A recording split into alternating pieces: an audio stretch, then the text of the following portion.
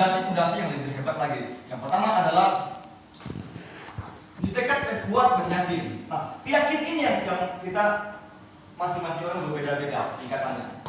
Seperti halnya saya waktu terapi pasien, sakitnya sama misalkan ya, tapi tingkat keyakinan beda. Maka yang lebih yakin itu lebih cepat sembuh dibanding tidak yakin, walaupun tingkat sakitnya sama. Yakin itu beda. Yakin kita, jadi sebelum kita melangkah, maka kita yakin dengan apa yang kita punya. Pasti kita mengetahui kelemahan dan kekurangan kita. Dan tadi mental block itu adalah kita selalu melihat kekurangan kita. Tidak pernah kita melihat kelebihan kita. Kita selalu melihat saya ini kurang itu. Padahal kita lihat itu punya kelebihan. Lihatlah kacamata bahwa kita ini mempunyai kelebihan-kelebihan. Yang lain tidak punya. Misalnya orang lain masih pakai sepeda, kita di motor. Ini lebih baik kita. Orang lain mungkin lebih kecil, kita lebih besar. Orang lain mungkin sekolahnya SD, kita dari SMA atau dari perguruan tinggi. Bukan melihat selalu. Jadi inilah harapan kita selalu melihat kekurangan kita, bukan melihat kelebihan. Ya, Anda semua di sini saya minta selalulah melihat fokus kepada kelebihan yang kita miliki. Nah, apabila kita fokus pada kelebihan yang kita miliki, maka kita akan lebih yakin bahwa kita punya potensi yang luar biasa. Kemudian ikuti minat dan bakat. Untuk jadi usaha pemula, memang kita harus ikuti apa yang kita minati, apa yang kita bakat, sehingga kita lebih cepat masuk menjadi seorang pengusaha. Janganlah kita ditiru yang kita tidak paham.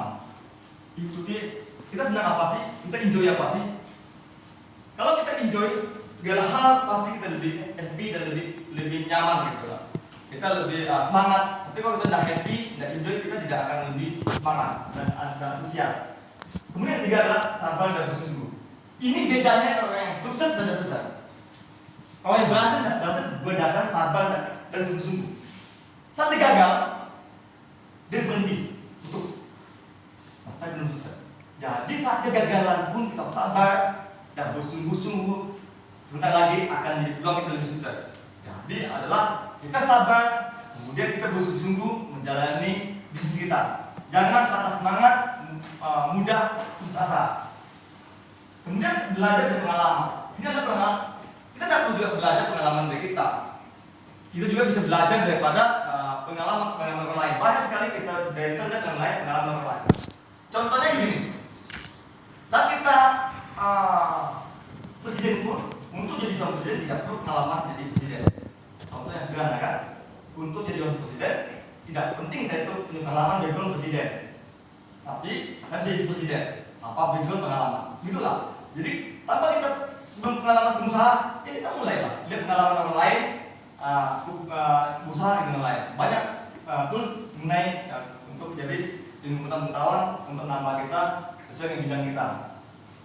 Kemudian kita mulailah dengan segera mulai, lakukan hal yang kecil, melakukan dengan mudah dan lakukan mulai sekarang. Jangan tunda-tunda. Karena bagi kita penundaan itu sama dengan setan. Semakin kita tunda, semakin menumpuk makin lama. Jadi lakukan, kita ada niat, langsung kita spontan. Lakukan. Biasanya otak kanan spontan, otak kiri banyak analisa. Iya, semua analisa tak lama. Itu otak kiri. Otak kiri selalu analisa, otak kanan itu dengan spontan.